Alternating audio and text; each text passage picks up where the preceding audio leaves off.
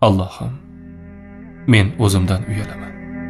Men qilgan gunohlarimni eslashga ham uyalaman. Ammo sen hech narsani unutmagansan. Men namozni unutdim, kechiktirdim, shoshildim va ba'zida tark qildim. Men quloqim bilan g'iybat eshitdim, jim qoldim, to'xtatmadim, til bilan sherik bo'ldim. Men ojiz bandalarga qarshi qo'pollik qildim, mag'rur bo'ldim. Men g'iybat qildim Allohim. Ba'zida kulib, ba'zida jiddiy, ba'zida oddiy suhbat deb o'ylab, biror kishining yo'qligidan foydalanib hurmatini yerga urdim. Men yolg'on gapirdim.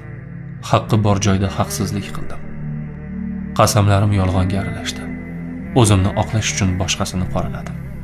Allohim, men har kuni gunoh qildim. Ba'zan bilib, ba'zida bexabar. Ba'zan yuragim og'rib qildi. Ba'zan qiyg'os kulib.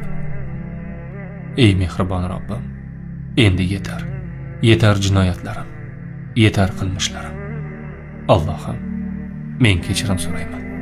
A'zolarim guvohlik berganida qayerga yashirinaman?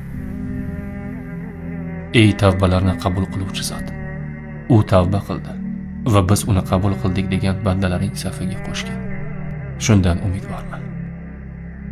Alloh bilan chin dildan gaplashishni istasangiz, qalblaringizga sokinlik olib kiruvchi, sizga to'g'ri duo qilishni va duoning ilmlarini o'rgatuvchi 7 soatlik audio kitob tayyorlab qo'ydim.